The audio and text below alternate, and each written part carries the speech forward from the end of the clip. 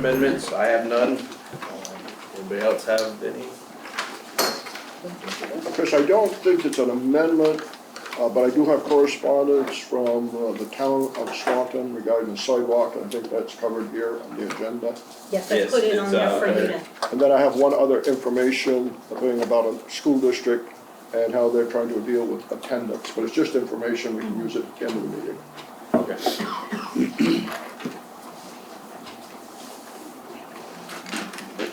Okay, so on to public comments or correspondence.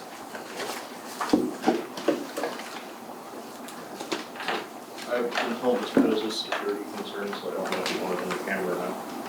But, I have major concerns over the current way that the bathrooms are being handled in the schools, statewide in general.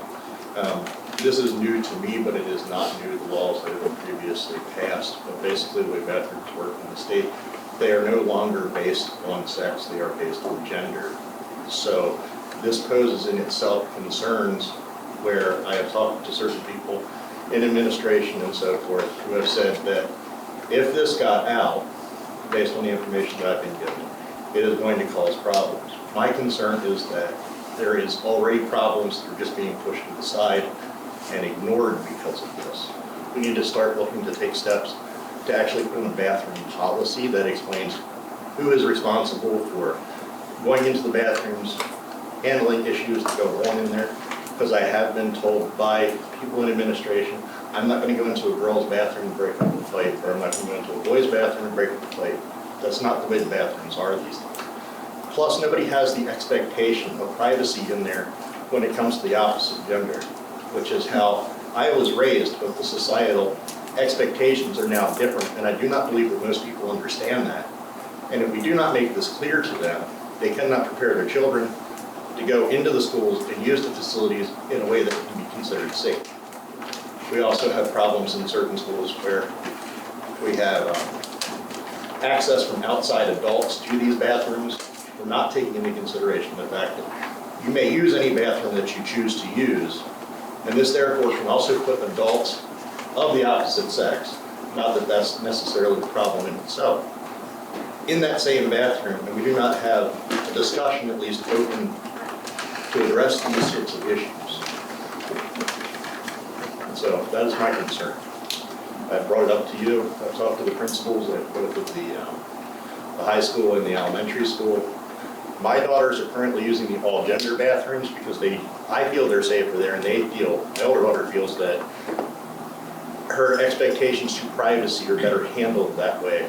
But that also causes problems in itself because now people are saying, well, why are you using the all-genders bathroom? When technically they're all genders bathrooms. This is an issue. And it poses a lot of security concerns when there's no actual policy to handle these questions in place. And that scares me.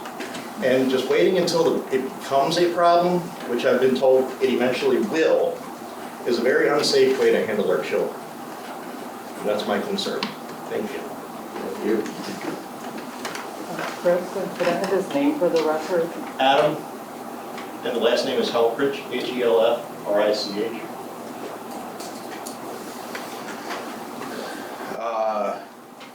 I have talked with Adam on the phone a couple times about this, and talking with Julie. We don't have a specific policy in place, but there is more of a procedure in place within each building. We've discussed it at the administrative level and are going to continue those discussions. Yeah. So, thank you for the concern. We aren't just kicking it aside. We are looking into it further. If you could keep me informed, that would be great, because if it's not going to be something that's brought up, because I feel it is an immediate concern, I may look towards informing other people. I would like to see this worked out rather than it becoming a public spectacle of some sort, which then it can be taken out of context rather than a security concern. It becomes something else that it doesn't need to be. Cool. Thank you. Any other public comments?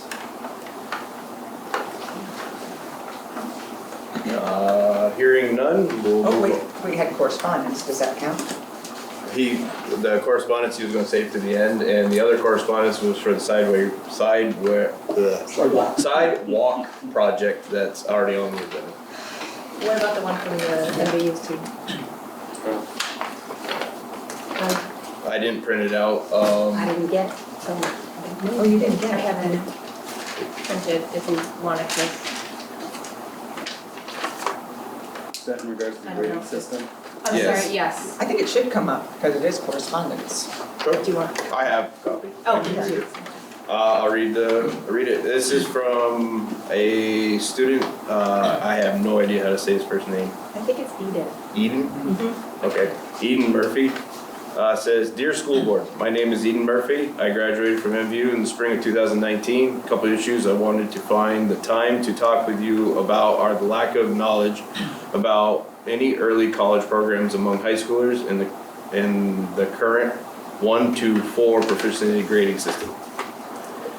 In my senior year, I participated in UVM's early college program, Continuing in Distance Education, CDE. Details about the CDE program are at the bottom of this message. Although not for everyone, I felt this was a wonderful opportunity for any high school seniors willing to take on college early. My concern comes from the fact that my mom and I had to go looking for this program, and more importantly, it wasn't offered to us as an option by MVU's guidance team. When I inquired as to the reason for this, the following is what I was told. It is not a volunteered recommendation due to cost. I only brought it up to students whose parents worked at UVM and would have free tuition. As I mentioned to you, I had one student more than 10 years ago who followed the CDE path to UVM instead of doing senior year at MVU. The cost of participating in the CDE is half of the in-state tuition cost, as the remaining half is state covered. I strongly believe that any student who plans to partake in college after graduating from high school should be informed of this available alternative to senior year, no later than the end of their junior year, which would be the time to make their decision. This is because this alternative would make the student's first year of college that much cheaper, and the college credits gained from the program can transfer to a wider range of colleges, should that student not want to remain at UVM for their undergrad degree. Additionally, when I metaphorically signed the dotted line and secured my decision to pursue early college, I was removed from MVU's system. The repercussions of this were that it was no longer an option for me to obtain any school-sponsored scholarships, and that I was taken out of my class rank.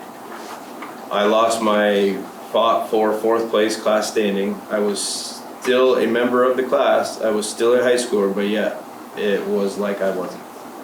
With respect to the 1 to 4 grading system, I know coming up with a grading scale that everyone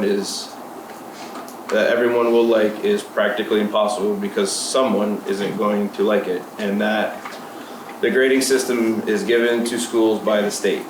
That being said, I thought I'd bring to your attention a survey that I conducted initially for curiosity purposes among both teachers and students, and he has a link to his survey.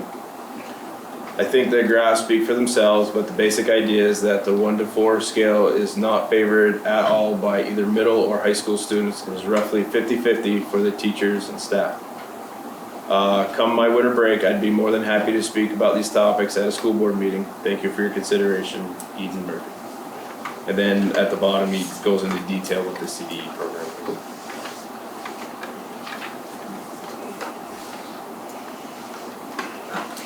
I thought she raised some interesting points that I would love for your administration team to look at and see what that was about, because I didn't know about it either, so. We have about 10 students who do early college from MBU in their senior year. There's also such a thing as dual enrollment, where you can be at MBU and take a course as well. And that's something that was rolled out as part of the Flexible Pathways Law a few years ago. It is true, if you do not attend on campus, you are not part of the ranking, and that is not something we made up. I'm pretty sure that's just the way it works in all high schools that use early college, because we're not delivering the instruction and the grades look different. But I think it would be an important conversation to have with the admin team at MVU about the practice with, we have a new director of guidance this year, and see what the practice is around alerting students, particularly juniors, about their options. Because I think we actually do have, I was talking with superintendents last week, and we were talking about early college and seeing that at some point, I think the state will stop funding it and then we'll start paying. And so the superintendents were talking, how many kids do you have? How are you budgeting for this? How popular is it? I think that when you live in Missisquoi or Burlington or South Burlington, kids have easier access than our children do, especially if kids are at Richford High School. You can imagine that there'd be a big disparity in who can access early college and who can't. So it's an interesting conversation. And we do have a lot of conversations about proficiency-based grading as well. So. Yeah, that's the one that strikes my interest as a higher ed professional. I don't support that scale, but I know that comes from the state. That's not something that we're in control of, but I would really like to hear more about what MVU is doing to prepare students, especially in these early years when they're going through the admissions process, admissions interviews. As a former admissions counselor, I know what is said about students who are not on the traditional 4.0 scale or 4.5 scale, and how counselors weigh their curriculum and evaluate whether or not this student is going to be able to handle college work. I think it'll be important to have MVU administration present what our transcripts look like, because I think there's a difference between how a course may be graded and how a student may be getting feedback on their level of proficiency versus what a final transcript will look like. So I think that all of that would be important to present to the board. That would be fantastic. So I think that is something we can. And I know some schools are graduating seniors right now with a proficiency-based grading system. We are not there yet. We've been more focused on changing our instructional practices. And so I think it's our sophomore class right now that is being graded with proficiency. So we actually are also able to learn from other schools and some of the pitfalls that they may have too. So that is something that's on our radar to bring to the board. Great. Thank you. So just, Go ahead, Terry. thank you, I was just gonna say, so in summary, that those are discussions you're gonna have and put them on the agenda for one of our board meetings sometime, not too far down the road. Both topics, that'd be great. Sorry about that. So Julie, when a student says I want to do early college, we're taking off the rolls at MVU. We count them as a student We count in them our as a- average daily membership. So we count them as a student. Yes, but they are not enrolled here. There's a special code. But if you count them as a student, I would think you would have to be consistent. And Well, we count them in our average daily membership, but they're not educated here. I couldn't possibly tell you what the enrollment code is, but there are differences for students that we're educating on site and students that are educated elsewhere, and there's a particular code for early college. I worked on this legislation when I was chair of Senate Education, and I'm really shocked when I read that letter to see that somebody would tell a student it's a cost thing, because that's illegal. I would be surprised to hear that too. Unless the new Secretary of Education has come down with one of these ridiculous mandates, but I would like to see it on the next agenda, further discussion of it. I mean, if we're doing it right, that's great, but if we aren't doing it right, we should correct it. Absolutely. And I don't know, that's, every issue has two sides, two stories to it, but when I read that, I was really surprised that it was a cost thing, because that, like career and technical education. I would be very Can do. surprised by that. I was very surprised by that I letter. won't belabor it, but I'll be glad to see it back on the agenda. And we'll be at MVU next time. Dan, do you have anything further that you? I think we've got about 12 or 14 students right now, seniors, who are attending early college. So we do have, it is becoming more popular, obviously. Any senior that can now go off-site and get their first year of college essentially paid for, taken care of, so it is becoming more popular. I think our new director of guidance is promoting it, and her guidance team is promoting it better. I can certainly ask her to come to the next board meeting and talk to that if you guys would like. It's good.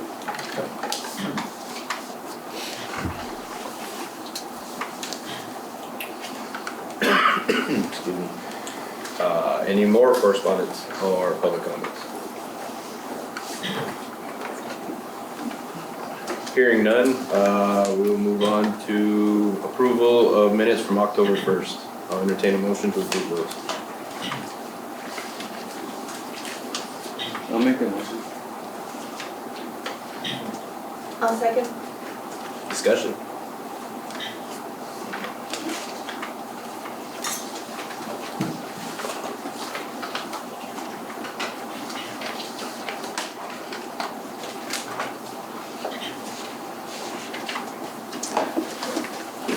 Seems pretty easy. Hearing none, all those in favor of approving the minutes from October 1st, signify by saying aye. Aye. Opposed? Abstentions? Motion carries 9-0. Okay, presentations. First one up is the MVU National Arts Honor Society. Sure. So I want to introduce Ashley Bowen, who is from MVU, and she's going to explain an opportunity for our students. We would have done it at next month's agenda, but there's a timeline.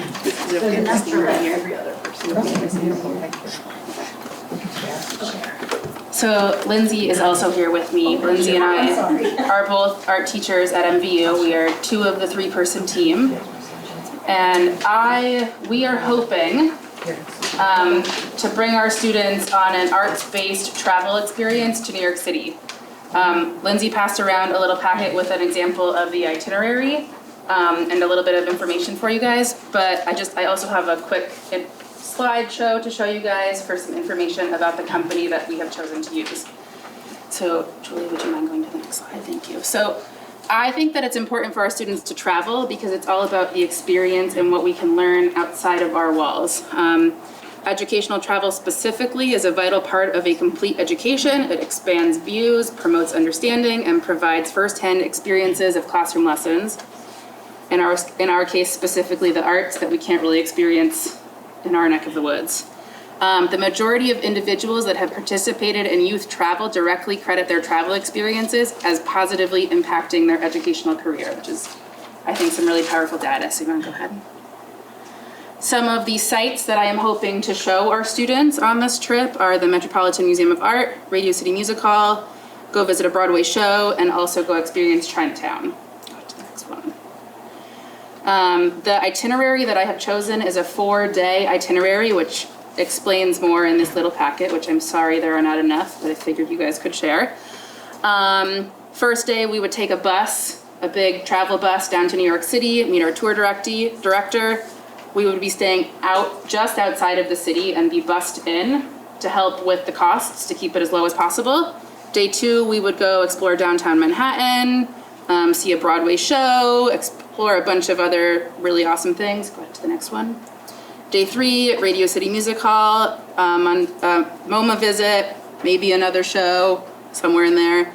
Day 4, Uptown, etc., etc. You are all good at reading, so I don't have to.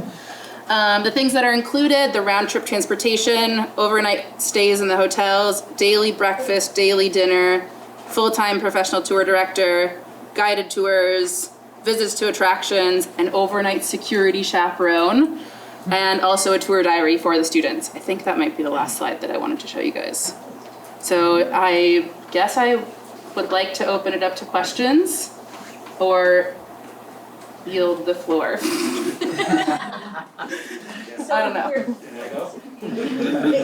So who's coming on this trip and how are they paying for it, those kinds of things? So the students that we would like to take on this trip are a part of our National Arts Honor Society. This year we have about 38 students participating, which is our biggest year yet. It's 4 times as many as we've had in the past. Yes, so we are continually growing. It would be students from that program. I also would like to open it up to other students in possibly the music department or other art programs.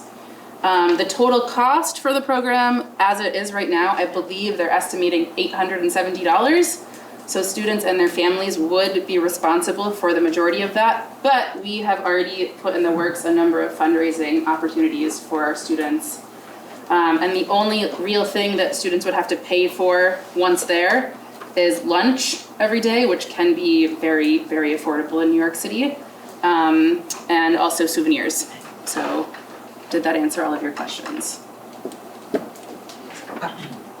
I have a question.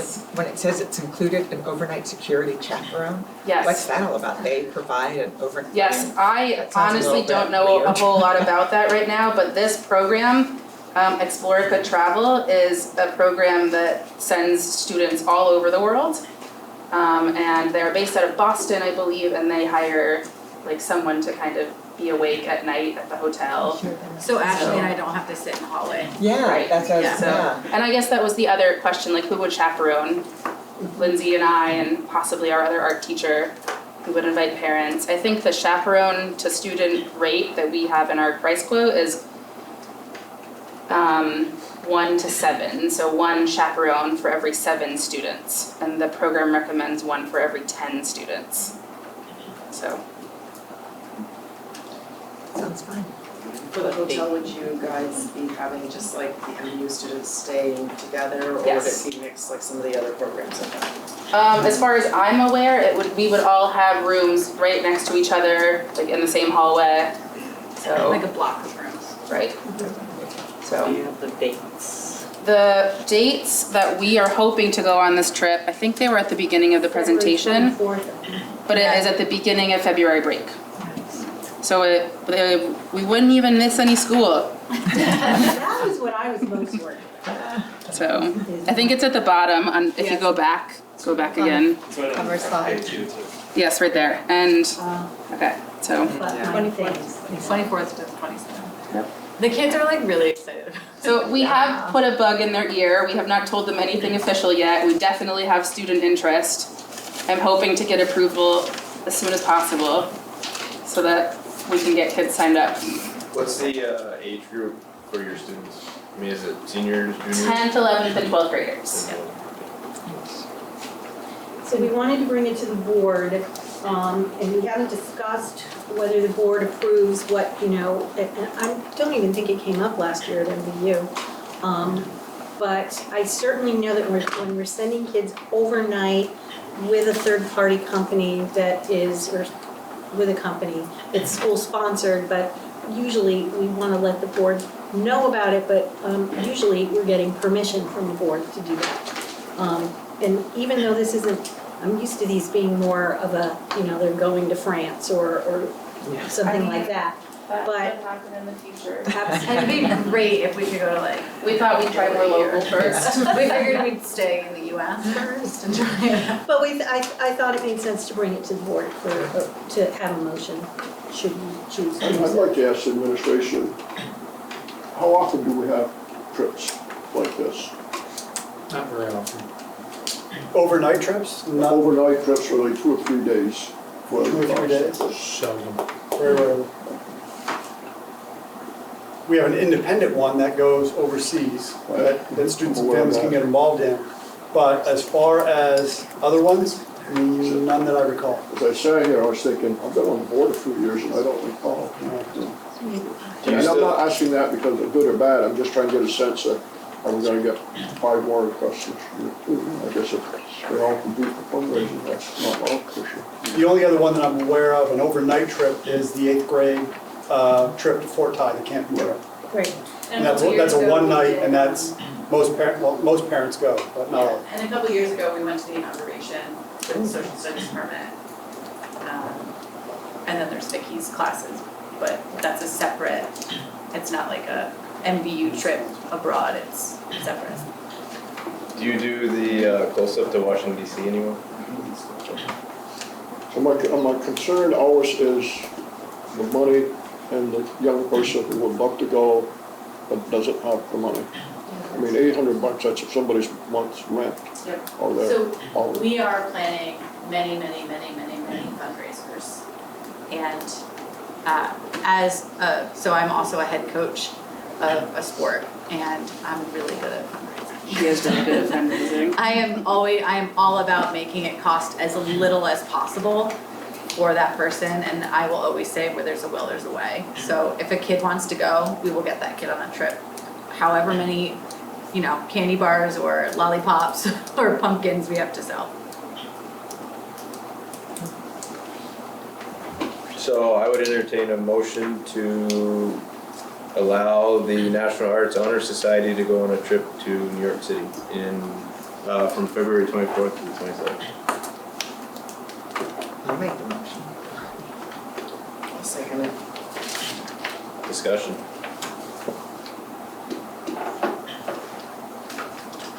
I was just gonna say, maybe the Swan Arts Council could help. so we have a motion, but there's no second. Yes, Jen, second. Jen seconded.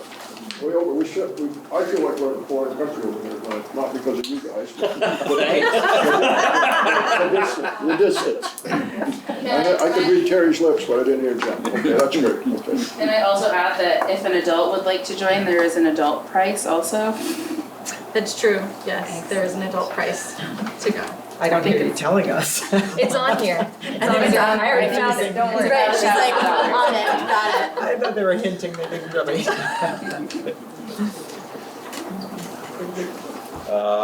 Hearing no other discussion, all those in favor of allowing the National Arts Honor Society to go on this trip, signify by saying aye. Aye. Opposed? Abstentions? Motion carries 9-0. Thank you both. They're gonna be so excited. Yeah, they're gonna be really excited, thank you. Thank you. Thank you for doing We it for appreciate them. you doing this so quickly.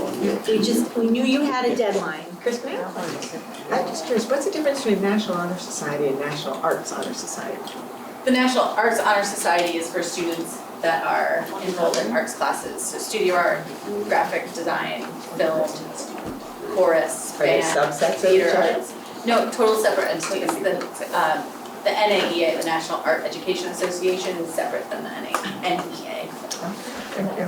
Academics. Students can be involved. You can be involved. Okay. Yes, you can absolutely be involved. You don't have to. You don't have to. Okay, but you can be. Yeah, Oh, you you can can be be. one and not the other? Then you get 2 chords at graduation. Thank you. Thank you. Thank you. Have fun. All right, on to update from Swan administration.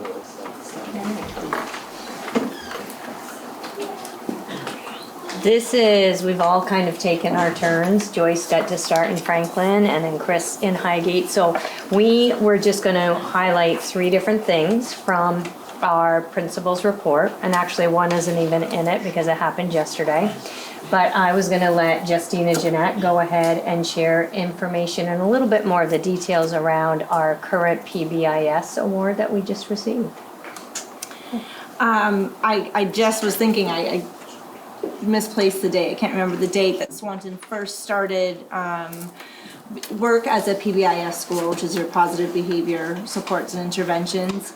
But I will say a few years ago, well, this is our 5th year together, Dean and I, that first year when we were here together, we kind of prioritized some of our social emotional work and our behavior supports as something that we really wanted to spend some time on and just needed some attention. We have been a PBIS school, but I think with all initiatives, sometimes if you don't give them the attention they need, they can kind of dip down. You gotta, it's a lot of work to keep them where they need to be at the forefront with teachers and staff and administration too.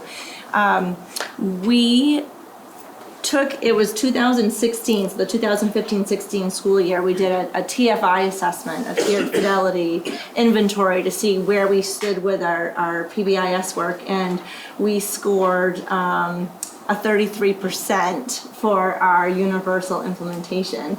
And being new in our positions, and knowing that was an area of focus, we kind of set right to work with the school and created kind of some long-term goals on that.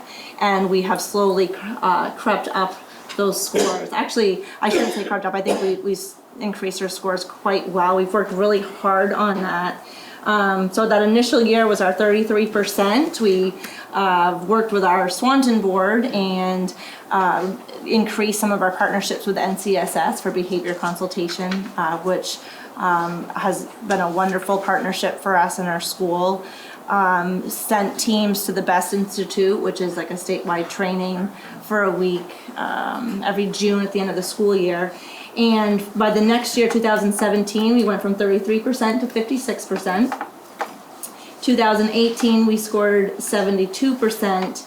And last year, 2019, we scored 94% for our universal implementation. So for our first time, we got awarded an exemplar school certificate and ribbon for our work, which you need to have multiple sustained years of implementing at 70% or higher. And it took us 4 years to get there from 33%, but we have worked immensely hard as a full school to get there. And it's not easy work, and it's a shift, but we've done really well. So to get that exemplar status, last year we did get like a merit award, but we reached the next caliber with the sustainment of it. So it's 2 or more years at 70% or higher, and that data has to have had a positive effect on both your academic goals and your behavioral data. So we had to, they look at those data, that data combined too, to make those decisions. So we're excited about that.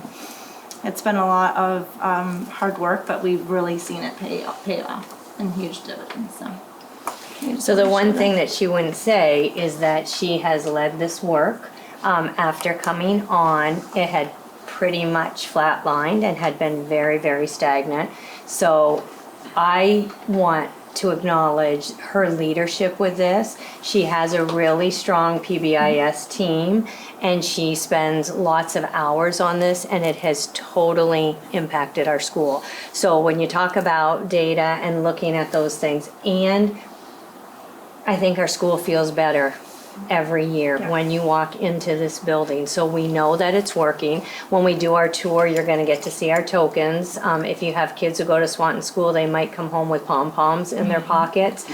So you'll get to see that. And kids really value this as well. So it's really her leadership, but it's really taking these things seriously. Our leadership team does the survey, our staff does, so we are really able to measure that. But as a school, we're really proud of that growth. So, the next thing I was going to share is not in your newsletter either. That's what happens when they come out a couple weeks early. But this is happening like tomorrow. So I just got an official notice tonight. Christine DePady, who is a 6th grade teacher here in Swanton, Highgate residents, she just received an award that states, "Congratulations on your selection by the White House for a presidential award for excellence in mathematics and science teaching from the state of Vermont in the Science Award category."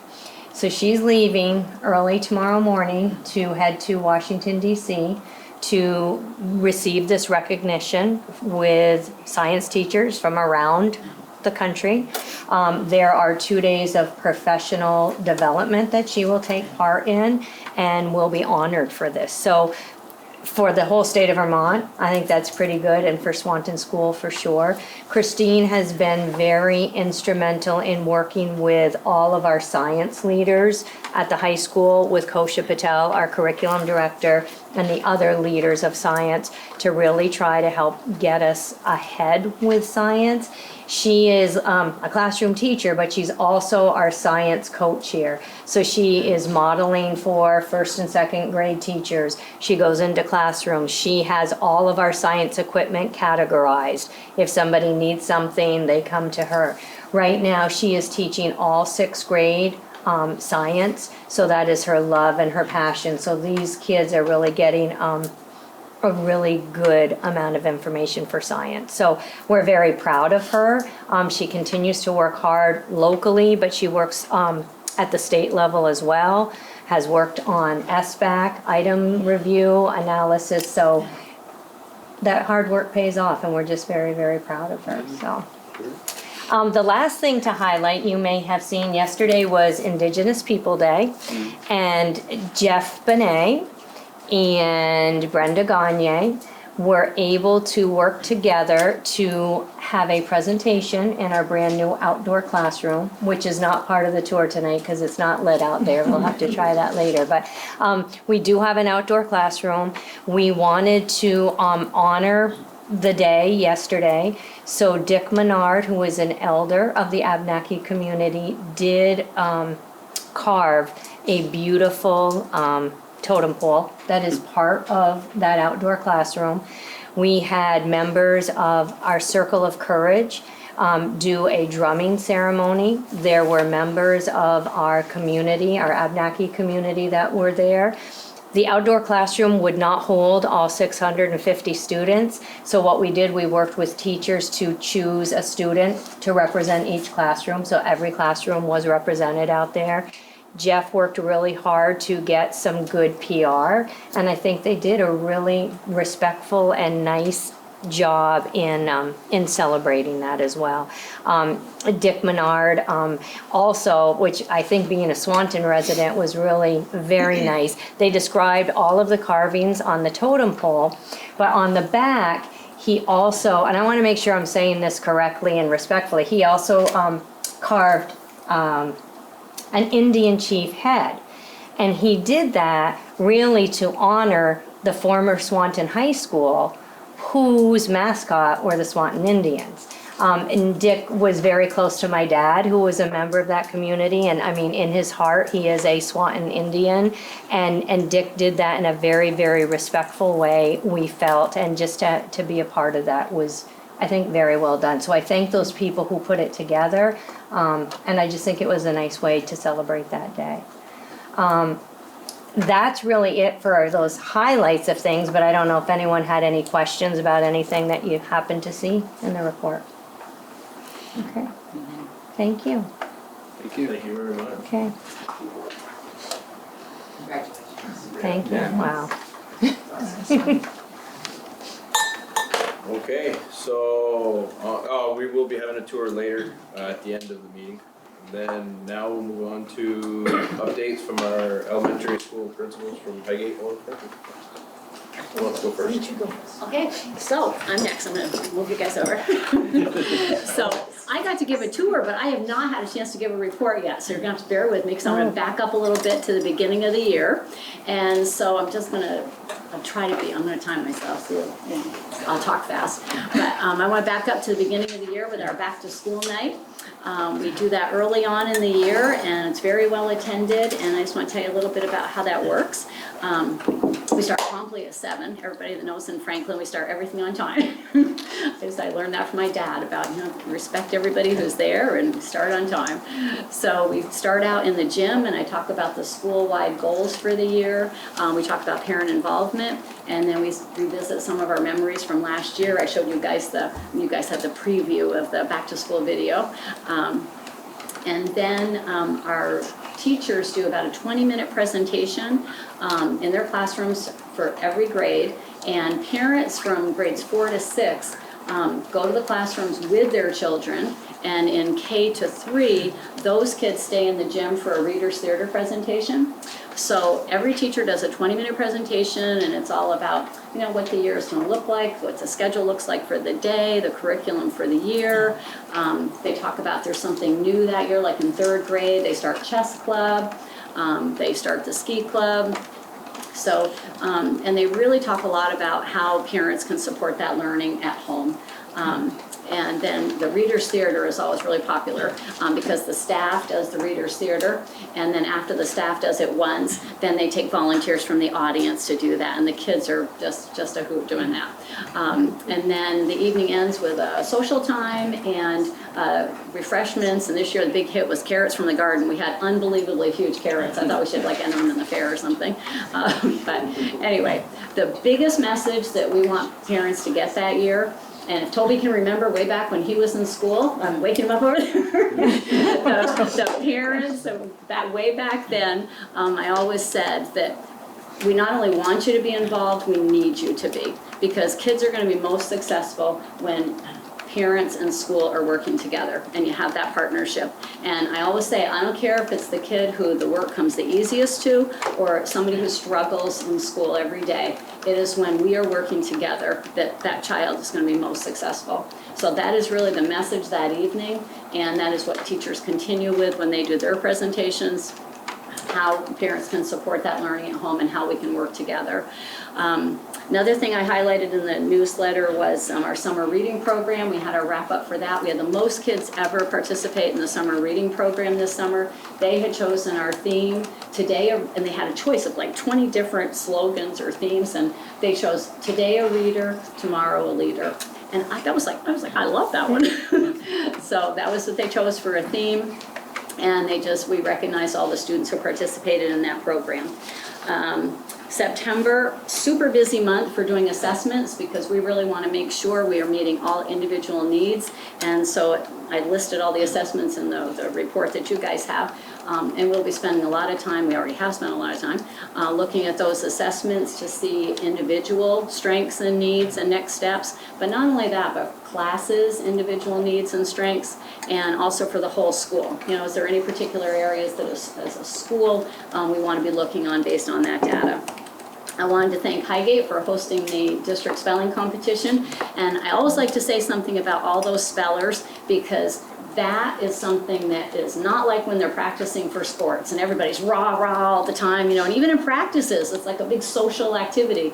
And the spelling teams, you know, they are practicing at all three schools, at lunch, at recess, they take time to practice. You know, instead of having homework time, they're practicing their spelling.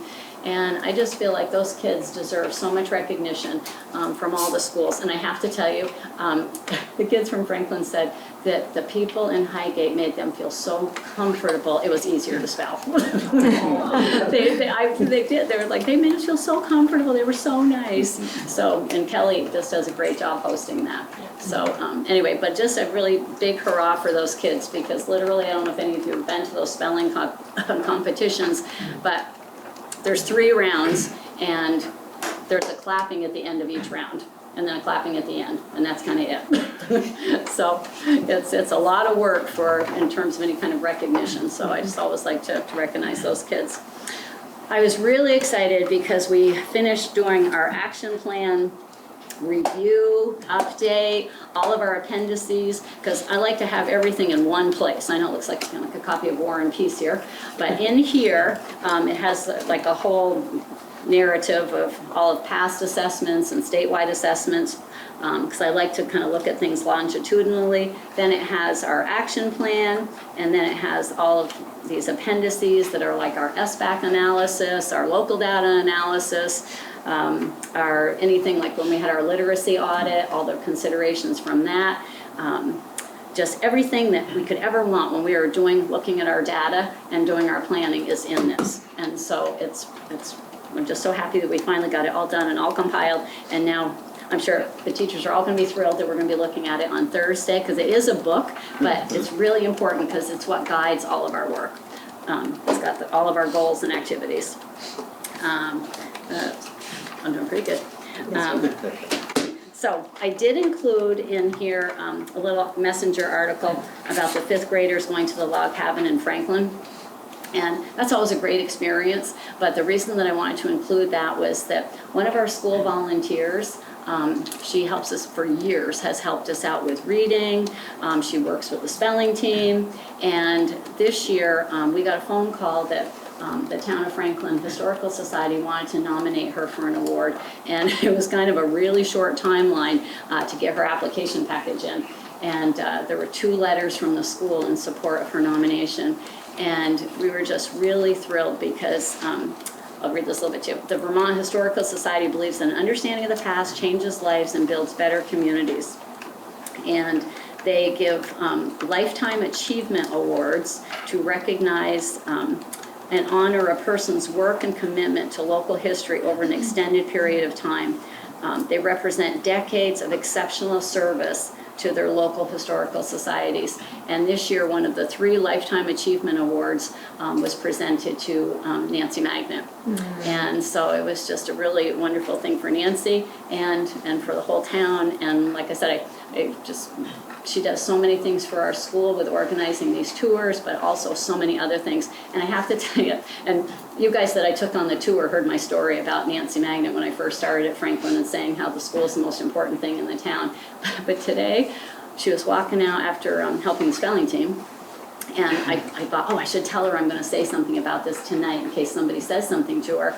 And so I told her, I said, Nancy, I just want to let you know I wanted to mention this tonight because I just think it was such a wonderful honor. And she says to me, yeah, she says, I'm so happy. I thought she meant about the award. And I go, oh, and she goes, I'm just so happy because the 2 kids I was working with today finally finished their got it bags for their spelling words. But this is who she is, and why it was so wonderful for her to get that award. There's a nice photo in the newspaper. Yeah, and I didn't have that to put in the report, but I did want to at least mention that tonight. And as far as upcoming events that were in my report, I did just want to mention a couple. We're so looking forward to the fire safety presentations by the Volunteer Franklin Fire Department next week. They come every year and do that, and it's something that we just really look forward to and so appreciate. I wanted to mention the Safety Fund Party, which is an alternative trick-or-treating at school, games and prizes and candy for the kids. And last year we had about 260 people at that. And the reason I'm bringing this up tonight is that if we have any high school students, last year we had 24 adults helping and like 15 kids helping. So anybody else wants something else to do on trick-or-treat night, we'd be glad to have you in Franklin to help out with that. And then just wanted to say we're looking forward to having you come back to Franklin in November. And I think that's it. Anybody have any questions? Joyce, on Yes. the fire department, Yes. when they come to the school, do Yep. you still do that contest where? Yes. And they pick up, because fortunate enough that Michaela won that contest, and I'll tell you, it's quite a treat to have a fire truck pull up in your driveway to take your kid to school. What he's talking about is that every kid in the school does a fire exit plan. They, with their families, what do you do in an emergency? Where do you meet? And they have to draw a map of it. And the fire department, I'm so glad they choose winners, not me. And so they look at all of the plans, and then they choose one winner for each class each year. And so they get a ride to school in the fire truck. And yeah, it's pretty cool. And they work really hard at trying to, change that around each year. But I know, they still won't let me blow the whistle. Maybe a year will come and you do it. I know, maybe someday. They let me sit in it one day, but that was it. Anybody have any other questions? Well, thank you guys very much. Thank you. Thank you. Chris? Go ahead. This past week, through some really great community partnerships, we've had a lot of our first responders in our school building for a couple different reasons. On Monday and Tuesday of last week, the Highgate Volunteer Fire Department for Fire Safety Week did presentations with each grade level. Liza Comiskey has designed a curriculum that builds on itself from kindergarten through 6th grade, and so kindergartners and the first graders don't hear the same thing year after year. It's new stuff and it builds and it's wonderful, and then the kids of course get to go out and live out Joyce's dream and beat the horn and stuff like that. So that was Monday and Tuesday of last week, and then on Friday we had a first responders day where our fire, rescue, police, the St. Albans City Police, as well as the Vermont State Police, the Border Patrol, the Fish and Game, the game warden came. They were all here, all in our school for our community gathering from 8 to 8:30. And then from 8:30 to 10:30, they went out in the arena parking lot and they were all there. Every grade level went through and got to ask each first responder questions about what they do, and of course got to get in the vehicles, and we have wonderful, wonderful pictures of kids just with beaming smiles. And the Lieutenant Jason Weatherby was our contact for setting this up, and he said that some of our, especially our older students, asked some of the most insightful questions, and he was really impressed. And already he emailed me today and said we got to do it bigger and better next year, and so really looking forward to that. And I should mention Craig Aylward, our PBIS and Restorative Practices Coordinator, was Jason's partner in setting this whole thing up. So just really great day and whole week for our first responders. school. And I would like to credit Richard Flint also. That was one of the last things he asked me as a member of the Highgate School Board, was to get the first responder day back and up and running. And so I turned to Chris turned to Craig turned to Lieutenant Weatherby, and they all put it together. So I had very little to do with it, but it was Richard who really is the one who wanted to see that happen at Highgate again. So I'm just going to add very quickly that we're doing lots of great academic work, but a couple of the newer highlights that aren't academic is I'd like to thank Scott Martin, our new Buildings and Grounds Director, for finally getting our composting program off the ground. And he's got a lot of teacher and student support helping him. So Highgate has met the deadline, I think, that all schools need to meet by a certain year, maybe this year or next year, to have a composting program. So we've been trying to get off the ground for a while, and Scott has really come in and taken it over and got it going. So thanks to him for that. And on a personal note, I would like to just state that I need to inform the board that I've talked with Julie, and I'm announcing that this year is my last year at Highgate. And normally it's a little bit early to do that, but I think the new board probably would appreciate some time and putting a process and protocols together for hiring administrators. And it shouldn't be as a complete surprise. I think 5 years ago, 2015, I got a phone call. I was hiking in Yosemite National Park in California, and it was Wynn Goodrich asking me what I was doing next year. And one thing led to another, and I accepted a one-year only position at Highgate in 2015. And now it's my 5th year, and it's time.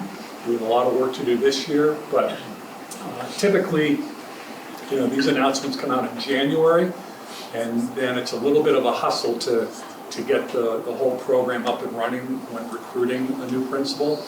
So I'm hopeful that this time will be used by the board and the superintendent to kind of put that process together. Just a quick note that when I started in 2015, for the students who were in 5th and 6th grade, I was their 4th principal. So there was a fair amount of turnover in a short period of time there. And that takes a toll on a school. And the last 4+ years now, we've done a lot of work and a lot of great support from the Highgate School Board. We've got a wonderful staff. Our school culture and climate is vastly improved. And I think any prospective principal would love to work at Highgate School.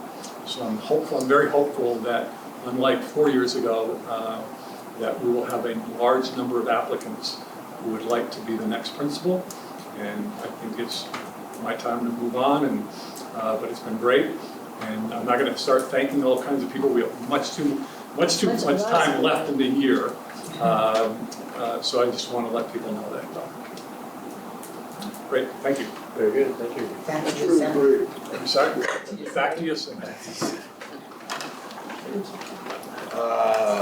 Any questions or comments on the reports provided by the elementary principals? I probably spoke, everybody else is speaking too, but as a former administrator, I want to thank you for letting us know this early. In January, February, with everything with a new district, it'd be quite a challenge. We have a lot on our plates too, so that's really nice to know this early. And I'm sure Julie appreciates it too. So, thank you. You're welcome. I'm glad also. Very good. Okay, on to new business. The first one on that is update on the sidewalk project. Okay, so Elizabeth Nance was Economic Development Coordinator for the town and village. I guess it's town, it's higher, for the town of Swanton. She saw me recently and said that she had another meeting tonight. I don't know, Julie, I think she may have been in contact with you. Yeah, but she couldn't make it this meeting. So this is what she wanted to share. She was that the town wants to update the school board on the status of the MVU sidewalk grant application. As you may have read, the town was awarded $632,000 to construct a sidewalk from McDonald's to the MVU driveway.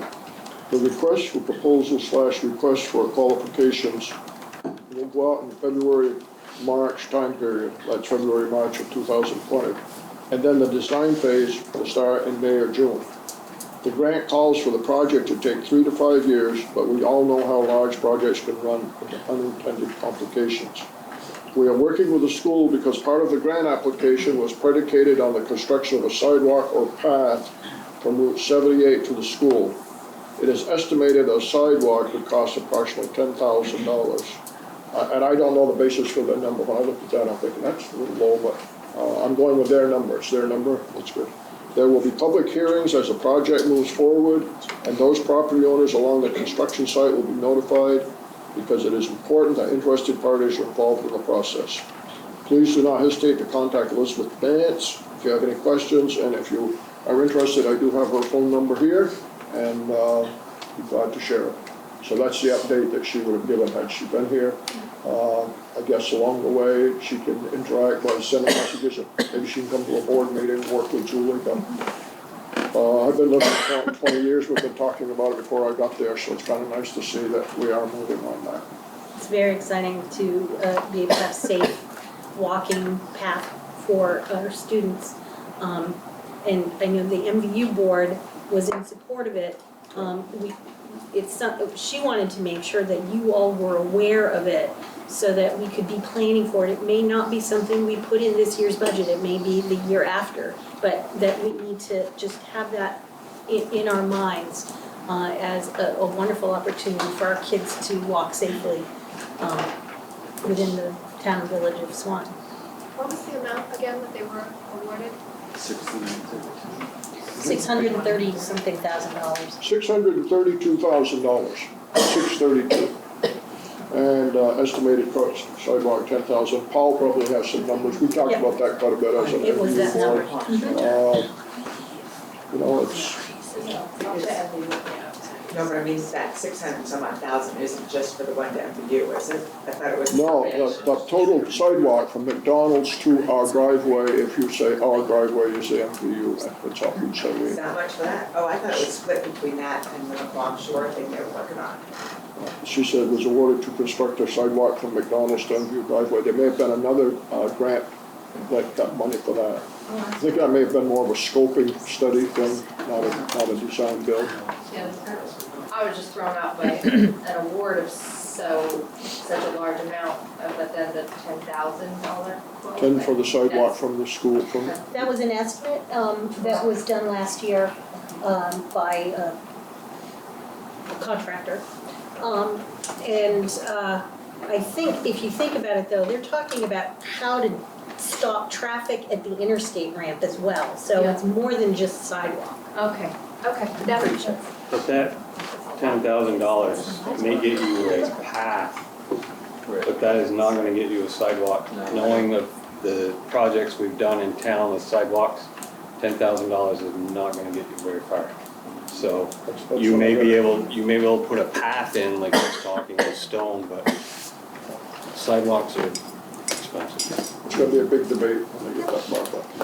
But we could, like we've done, look for grants, opportunities to help us out where, you know, there's 50/50 grants out there. They could help us, because it is a good project, but it's expensive. Any other comments or questions? Hearing none, we'll move on to plowing and snow removal bids for MVU, Highgate, and Central Office. So the board had asked that I bring the bids received back, so I compiled a spreadsheet broken down by school and contract year, and then the vendor that provided a bid. I think everyone has one. I sent it out earlier in the packet as well. The RFP was written in such a way as the board had requested that they could bid on any or all of the locations. It was broken down by year. There was a required site visit on October 4th that happened. The facility directors led those site visits. All contractors that bid were in attendance. Due date was October 11th. There was a public bid opening at 1 o'clock at our office.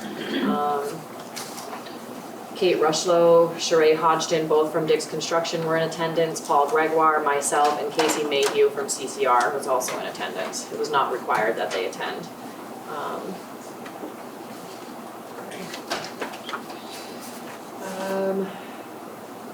There was language that the board retains the right to award the bid in what's in the best interest of the school district, and it was explained that that didn't necessarily mean the lowest bid to all contractors. A little bit of history. Previously, Highgate Town provided their plowing. NVU contracted with Dick's Construction for about the last 15 years. Central office last year was contracting with Dick's Construction, or some people refer to it as Hodgson's. That's what our contract was last year. It's the same company.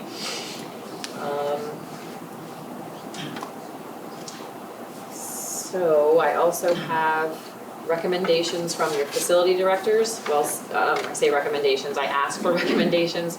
Scott Martin, as you can see in Highgate, received 4 bids: CCR, Dick's Construction, R&M Property Maintenance, and 4 Boys. He has not had, his statements states that he has not had the opportunity to work with any of these contractors in the past, so he doesn't feel comfortable giving a recommendation. What he does feel is important that the parties have the equipment to complete the job in a satisfactory manner. That was one of the items on our kind of lengthy bid form, was that they would provide a list of equipment. Not all contractors did, but it is a contingent, on the a contract being issued, so we could follow up with the ones that did not. I would draw your attention to the removal columns. As you'll notice, all the vendors provided sort of different information for removal in a different format. I tried to make it as similar as possible. CCR has an option on all of their bids, or the bids for MVU and Highgate, actually, I'm sorry, all 3, where it's so much per occurrence, but it's a minimum of 5.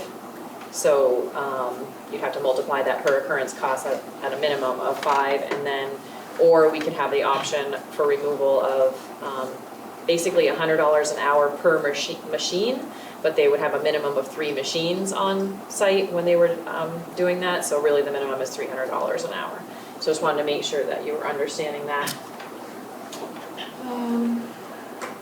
For MVU, Paul Gregoire said, I would recommend Dick's Construction. They've been very reliable in the past. Anytime he's called them during an ice storm, they've been there in 5 minutes time. They're reasonably priced, and they haven't had any significant price increases in the past 15 years. He thinks twice that they've had a slight increase. For central office, I guess myself and I think Julie would make a recommendation that we continue with Dick's Construction. They were one of the lowest bidders.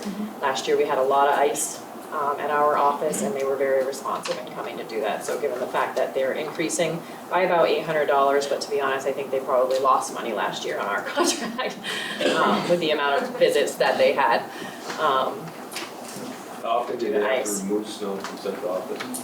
I don't really, it's not a big consideration. I mean, Farmer's Almanac says we're gonna get a bunch of snow this year, but. Depends which one you read, because I've read one that says we're gonna have a really mild winter. Oh, okay. I'm gonna go down.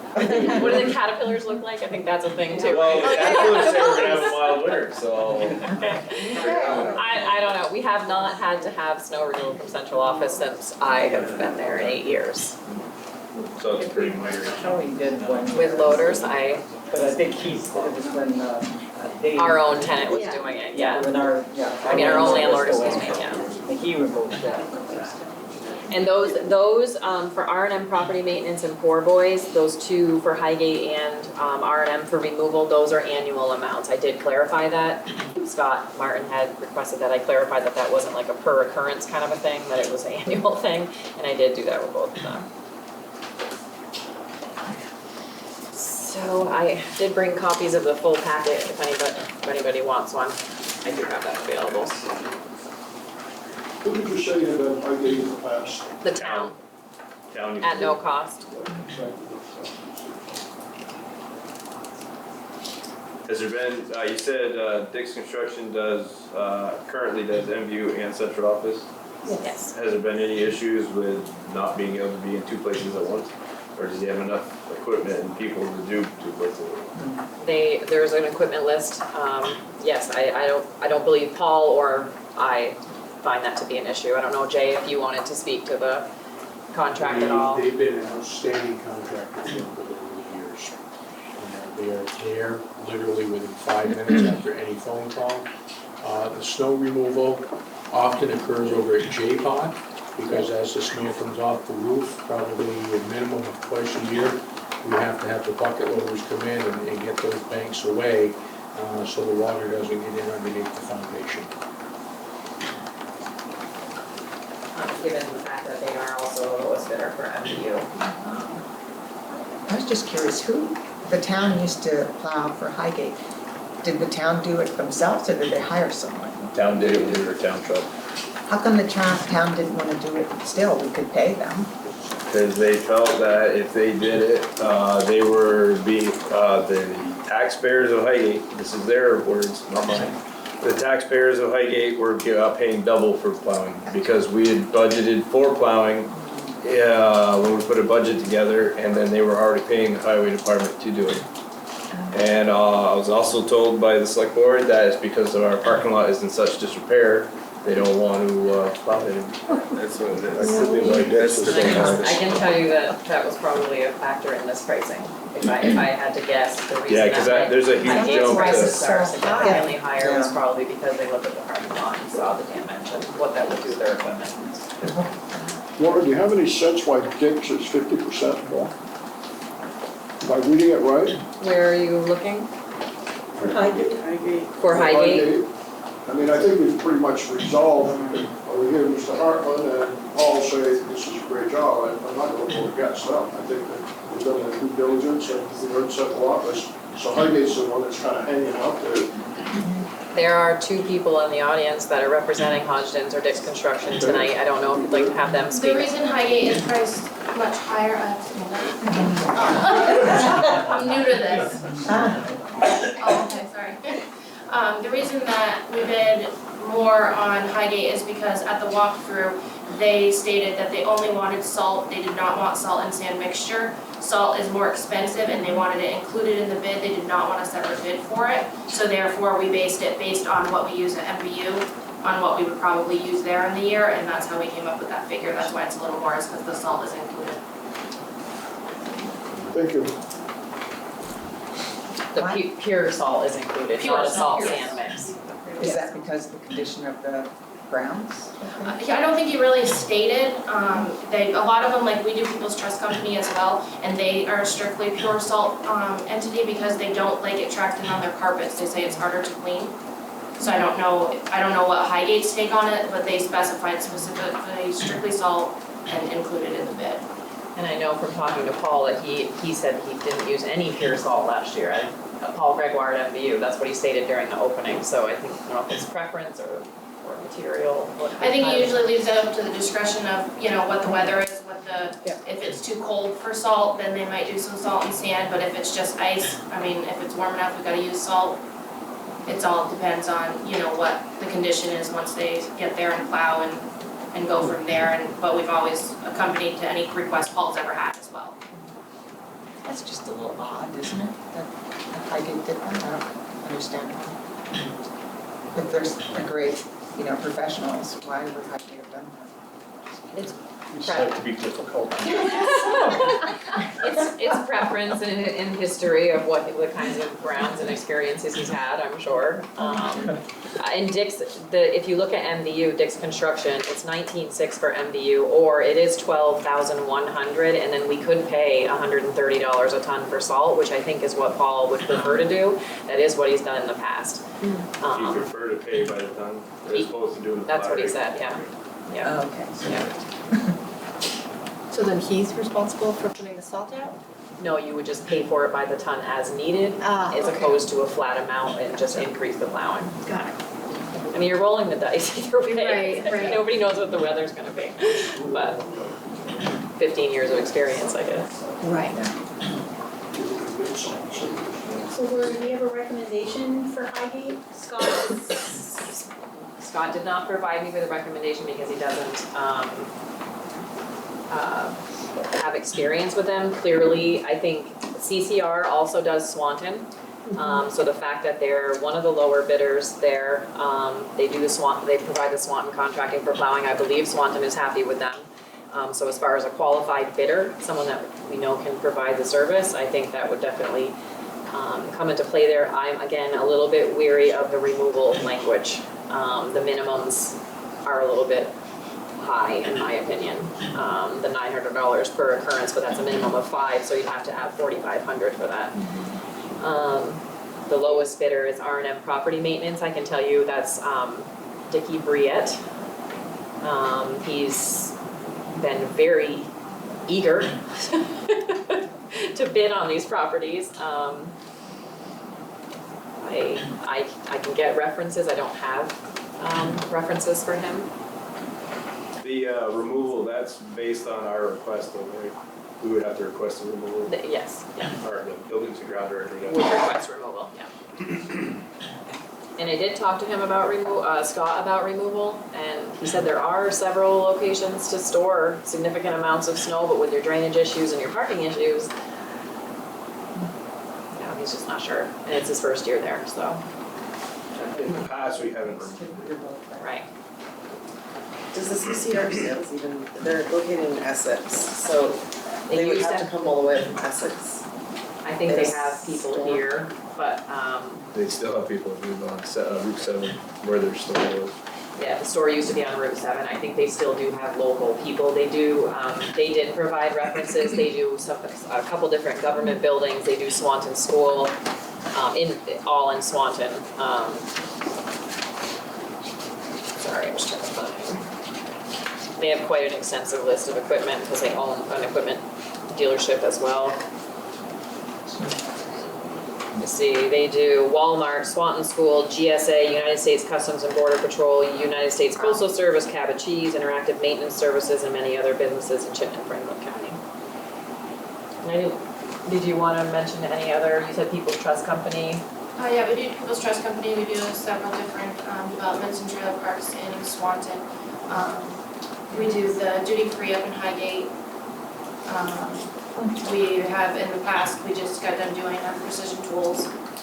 So we've always been local. I like the fact that we've got, it's a local company. The price is, from where I stand, looks pretty solid. And that it would be the same for all three. Same people. The same company for all 3 locations that, I think that makes sense to me. Can you actually answer my question I asked earlier about equipment and accessibility? Because right now, you take care of, for us, the high school and central office. If we had another large parking lot, do you have plenty of equipment and manpower to handle that? We do, because it's Dick's Construction and Hodgson Brothers were basically a sister company. And in the winter, scrap metal is extremely slow. So all of our help for the salvage yard then becomes plowers, sanders, salters. So we have several F-350s, we have a couple different sand trucks, we have bucket loaders, Kubota tractors, John Deere tractors, skid steers. We have never, in the past, we've never had an issue. We used to do Swanton School. We've had that, we've done MVU since, we've added up the other day. We've had them for 22 plus years. We used to do Eveready out in St. Albans. We used to do the Grand Union parking lot in St. Albans. Manpower's never been an issue, so I don't believe that we would have any issue. Okay, thank you.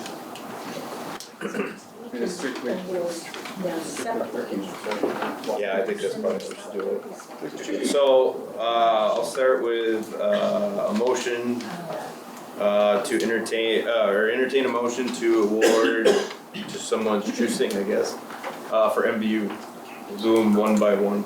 I'll move Dick's as the contractor for snow removal. With the 12,000, do you want to do it the way they wanted it? I'm gonna go with, my motion's gonna be 12,001 with $130 a ton of salt. Let's see what happens. So motion is for Dick's Construction and doing the pay per ton, which would be $12,100 and $130 per ton of salt. Wait, it would actually be, plus Oh, the sorry. 160, yeah, and then the next year too. Yep, and that's a 2-year, okay. Second, Second. discussion.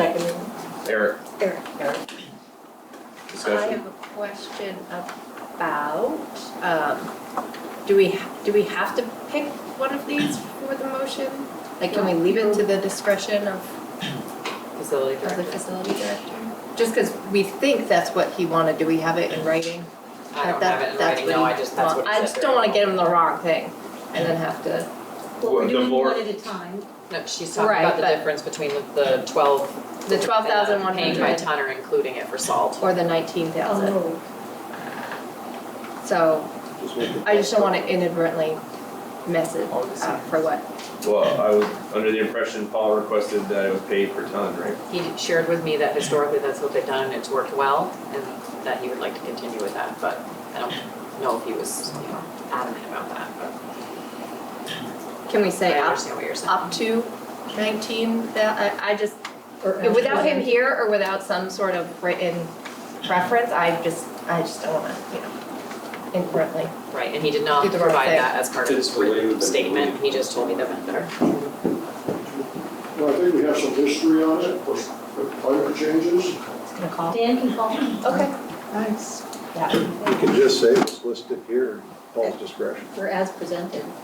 I think that's what Megan was looking for, was to say Right. the discretion of the principal, the administration on how they wanted to. Or whatever Paul prefers. Then, Don, would you be willing to amend your motion? No, Okay, no, let's talk about it. So what do you want to amend it to? they want to amend We have a it to, history with this. that whether it be $19,600 or the $12,100 and then pay $130 per ton, be left to the discretion of Paul. Oh, that's fine with me, that's fine with me. And Eric, you're fine with that? Amended? Okay, so the new motion is to award to Dick's Construction, and whether we go with the fixed price or the per ton price will be at the discretion of the Buildings and Grounds Director. Do we want to wait for Dan's report? Dan's speaking of. Maybe we get a solid. Well, if we have if it's at his discretion, I Yeah, don't think it really matters. Doesn't matter. I think we leave it to Principal Hartman. He's been around for a few years. I'll be calling you, Don. All right, I'll be there with my car, Okay, you're on. Alright, so any more discussion? Hearing none, all those in favor of awarding to Dick's Construction, signify by saying aye, for MVU, signify by saying aye. Aye. Opposed, abstentions, motion carries 9-0. So just want to double check on the motion, so you want the discretion of the principal instead of the director of building and grounds, is that what the motion is saying now, or Director of facilities. No, Buildings and Grounds. buildings and grounds? Jay's looking at you like, what? Well, that's what I heard. Okay, next up would be Highgate. Poor Dan made a call. Entertain a motion to award for Highgate.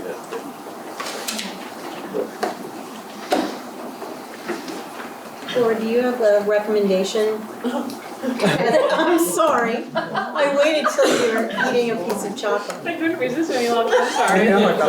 You left them right in front of me. Unfortunately, as I said, Scott has not given a recommendation. I guess I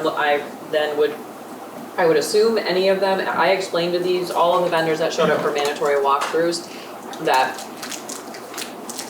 a satisfactory completion of this contract was going to be held to a very high standard, that having slippery walkways or not being responsive would not be acceptable at all. They all said they could meet those requirements. We were very detailed in our RFP. I think there's quite a difference in cost with Dick's Construction, but it could be the salt. Just a question, I guess, with the removal, with CCR Sales and Service. Is that similar language as what they have in Swanton right now? Is that what Swanton deals with? It wasn't the minimums. Now, we There wasn't the negotiated that required, last year. like, there wasn't the $900 per occurrence, but a minimum of 5. So right away, we're gonna pay $4,500 if they have to remove snow once. That is new language to me, and that's the part I didn't like. Good to clarify, yeah, for everybody knows. Well, I believe last year, we gave them a not to exceed figure for the removal of snow. They came in with a number, we gave them the bid, but we gave them that. Mr. Chairman, to keep this moving, this may not be one of my better moves as a board member, but if you look at the bids, and I don't know a lot about Bruyette's RM property maintenance, but they are the low bidder. And I'm gonna make a motion that we offer them the 1-year contract. Just go 1 year? Well, no, it's 2-year, right? This is Yeah, I'm sorry. this is 2-year, yeah. 2-year contract.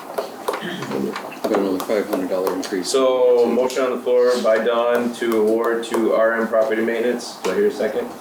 I'll second it.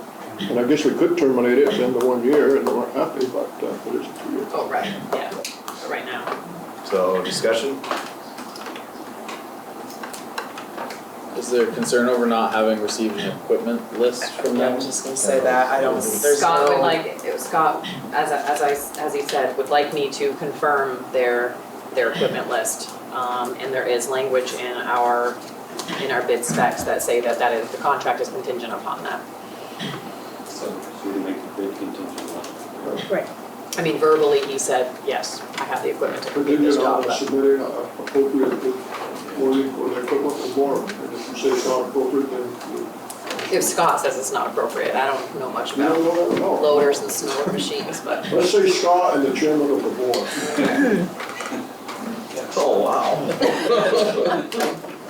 Okay, so the motion now is to award to RM Property Maintenance contingent. They provide an appropriate equipment list deemed by Scott and apparently the board chair. That was a motion. Okay, so any more discussion? I guess I'm just wondering if we have like a fair comparison That's what I here. was thinking. Did RM Property Maintenance submit this bid assuming the pure salt price, or is this a salt sand mix? Do we know?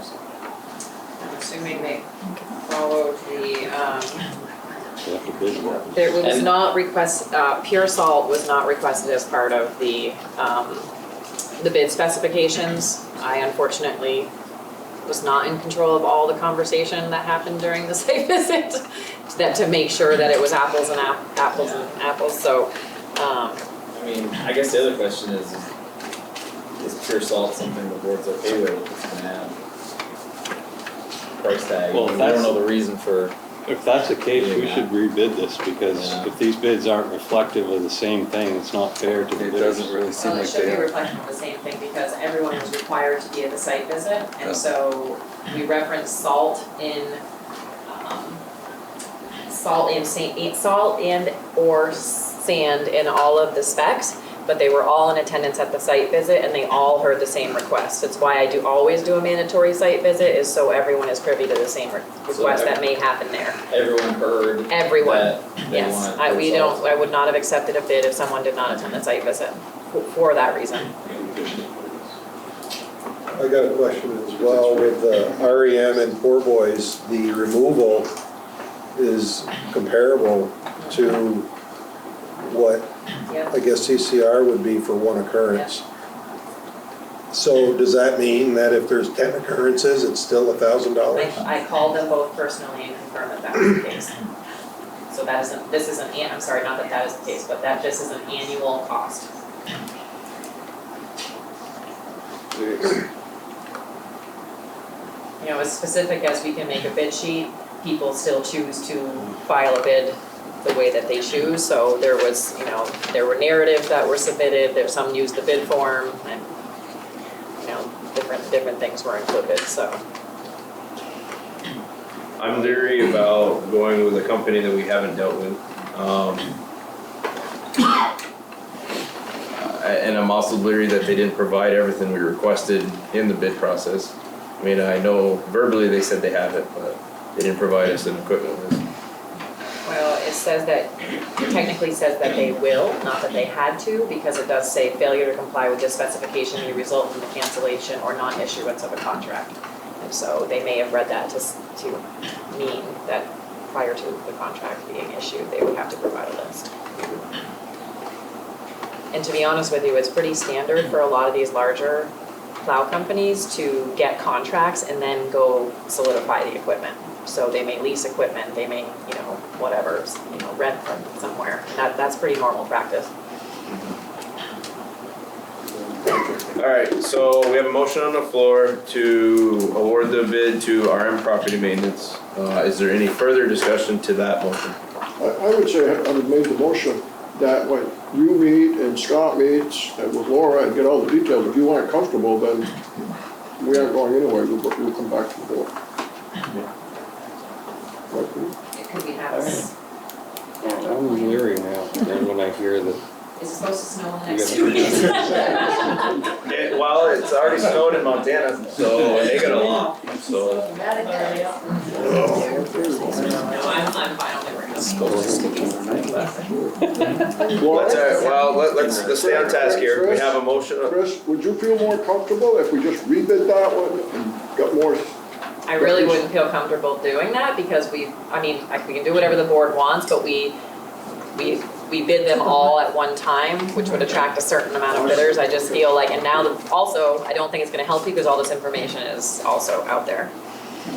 Just my only concern is that if we have in writing that they can use sand or salt, and now it was said, but it wasn't put in writing that we just want salt, and we've got some that were there that heard that and said, yes, I'm gonna bid it with just salt, which obviously drives up their price, and others who may have heard it but said, it's written that I can use sand or salt, so that's how I'm bidding it.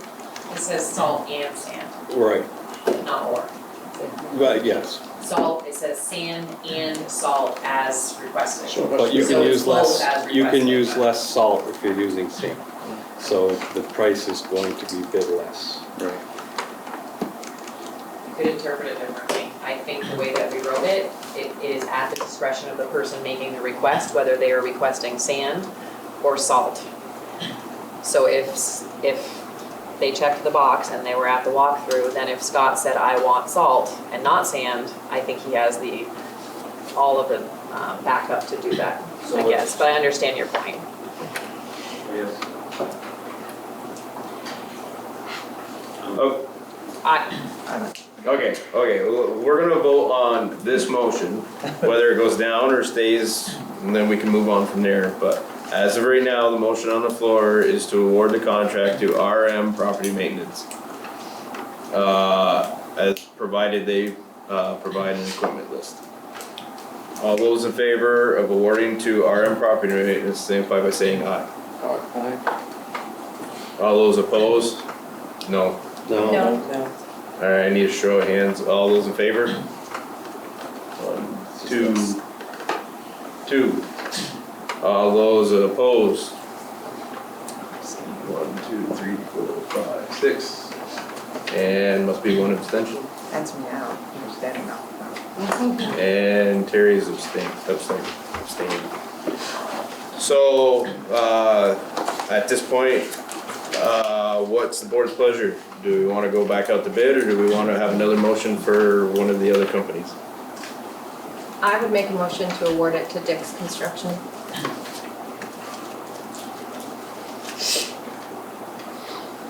Just like I'm writing all this down.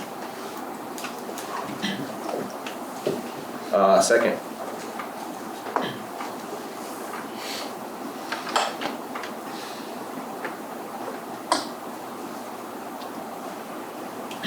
Hearing no second, the motion fails. So, once again, are we going back to bid, or what's the Can we board's make pleasure? Can we make a motion to,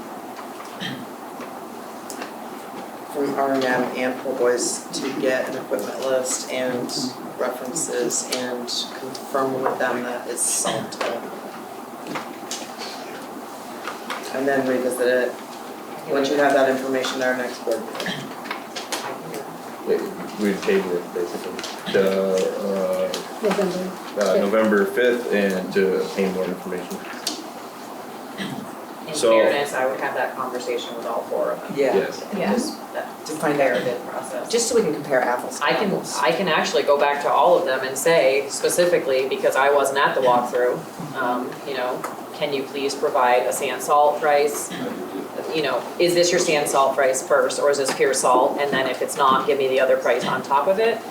It's just, you're kind of getting into a gray bidding area there, bidding law area. So at this time, I entertain a motion to table Highgate's plowing contract. So make that motion. We'll Oh, fight over it, I Peter guess. and Terry, you got it. All right, Peter, and then Terry second. Any discussion? Hearing none, all those in favor to table this to the next meeting for Highgate School, plowing contract, signify by saying aye. Aye. Opposed, abstentions, motion carries 9-0. So now we're on to central offices, plowing contract. I'll make a motion that we accept Dick's Construction for the 2-year bid that they proposed to do the central office. I'll second. Any discussion? Hearing none, all those in favor of awarding to Dick's Construction for central office, signify by saying aye. Aye. Opposed? Abstentions?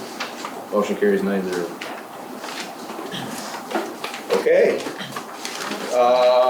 While we're on the plowing subject, we'll move on to Franklin plowing snow removal. Hopefully that's short, sweet. Which I believe Peter's gonna. So Franklin Select Board looked at this. So the town of Franklin has been plowing the school parking lot for as long as I can remember, and would certainly like to continue that practice for the school. But in the fairness of the taxpayers of the town of Franklin, the town felt that there should be some, we'd like to at least cover the cost, I guess is what we're saying, of what it costs us. So it doesn't, all that burden doesn't come to only the Franklin taxpayers. So I asked to look at the numbers, and we estimated that we plowed the school parking lot 50 times last year, which, as everybody knows, there was a lot of snow and ice occurrences last year, so it was a very busy year. And it takes about 3/4 of an hour to plow each time. So we have the plow truck and we use the loader for removing snow. We figured we had about a half a load of salt last year on there, a load of sand as well. So we're talking everything, snow removal, whatever it takes to make the parking lot safe. It doesn't include the sidewalks and stuff, which is done by the school employee. So we were estimating that at $5,080 what it cost us. But to be fair to the school district and be fair to the town, simply breaks down to about $100 a plow. So we thought we would just track how many times we plow it each year, charge $100 a plow, and if the school board is acceptable to that. That being said, the town plans on doing it this year. We are not going to leave the school district high and dry or full of snow. Or salt or sand. So whether you decide, and I'll recuse myself because I'm on this select board, whether you decide to compensate the town for plowing the school is probably not a good negotiating tool, but whether you decide to or not, the town will make sure that the school gets plowed. What about sanding and salting? It's all included. And $5,000? Well, whatever, if you want to do it that way, or $100 a plow. No, I'm just wondering, I thought it was gonna be about 50. So salt and sand and plow. Like I said, we're not trying to make money off this, we're just trying to cover some of our costs too. I think it's very reasonable, and I'm gonna move this forward, Mr. Chairman. I'm gonna move that we do that. Terry already did. She did? All right, I'll second it, Terry. Good.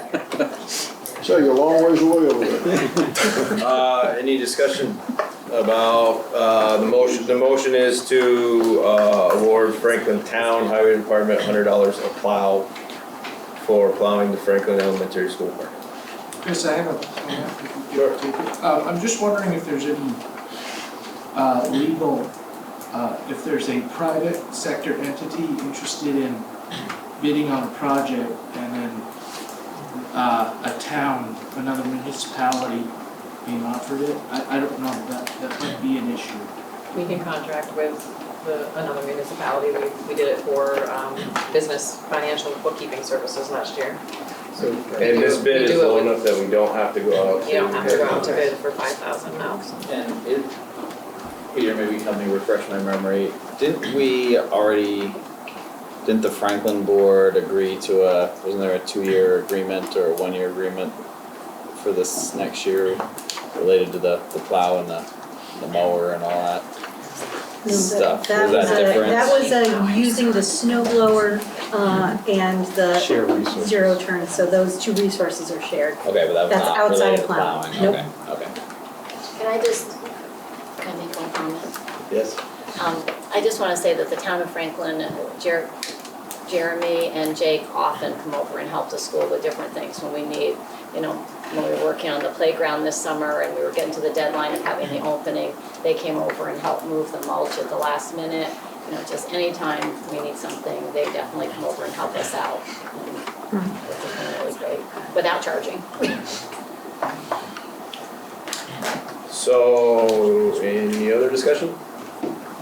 All those, Can I just clarify that the motion is for this current year? Yes. Or-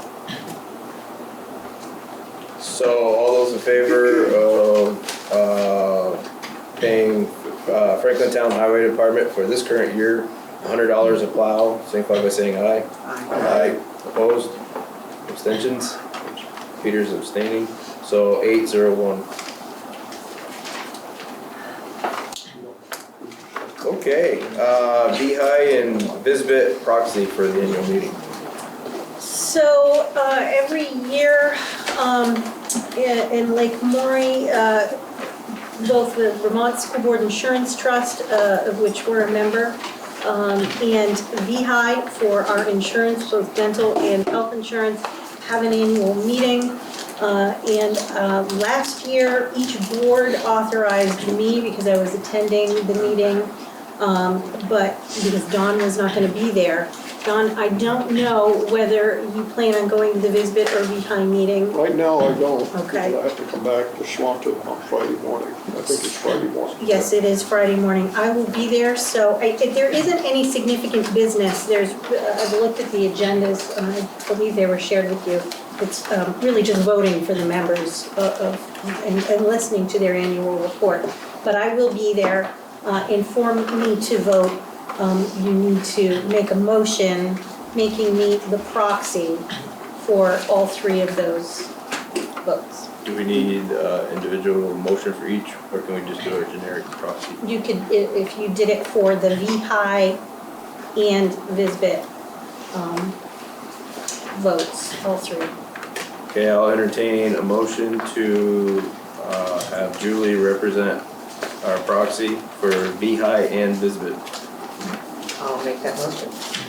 Okay, I'll second. discussion.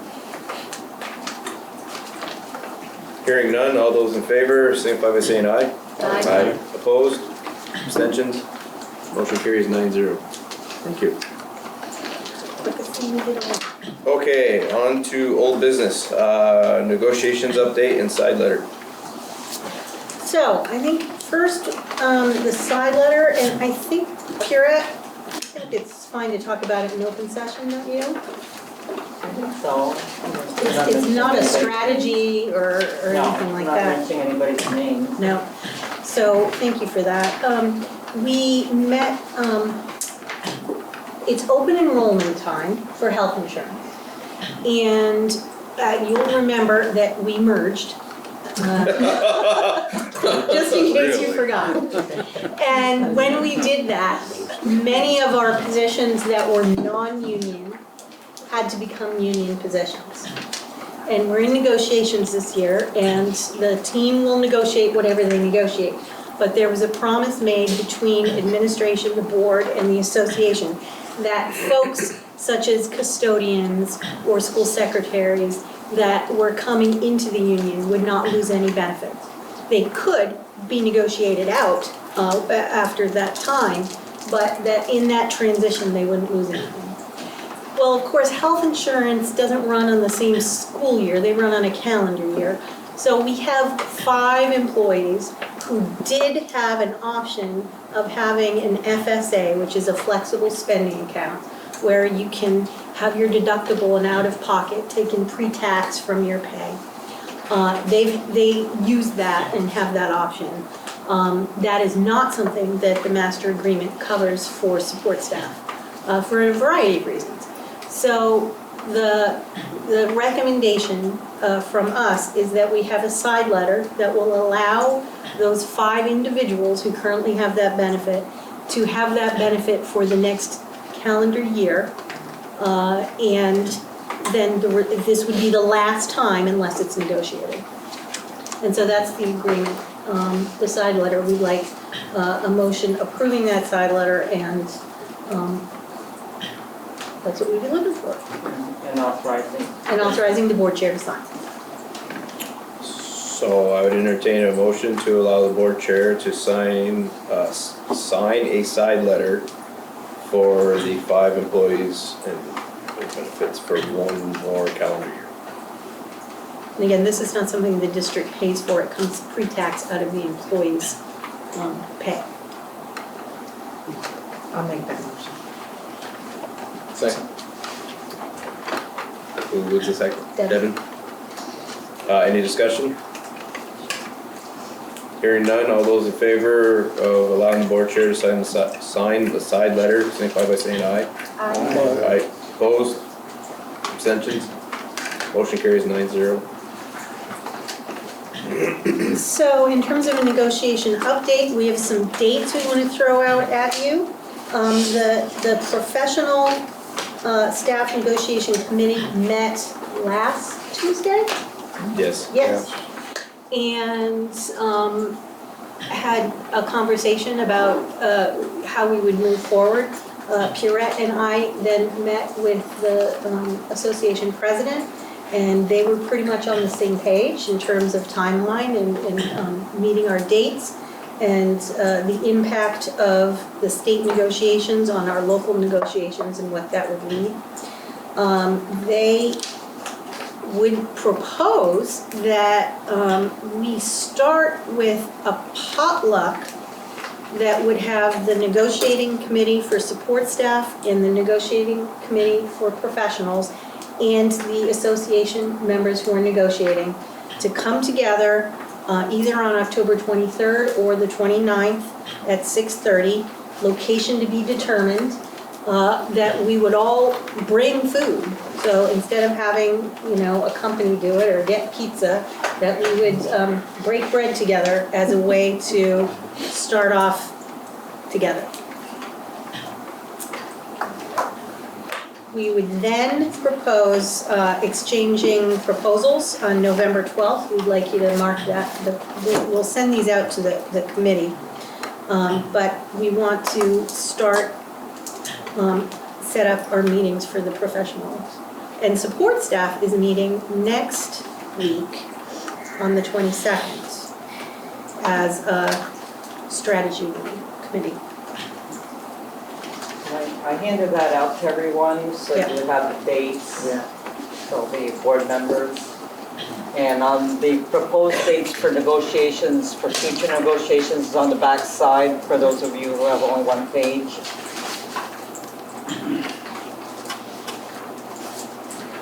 So I think the first order of business is to see if people want to do the potluck.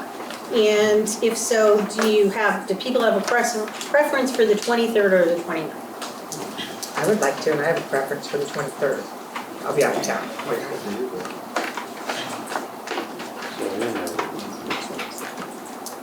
So that's both groups, It would be professional just, and, it would just be the negotiating committees. Yes. And we're talking about 6 board members. So that's Chris and Eric and Dawn and Peter Jen, and Jen and Terry. Terry.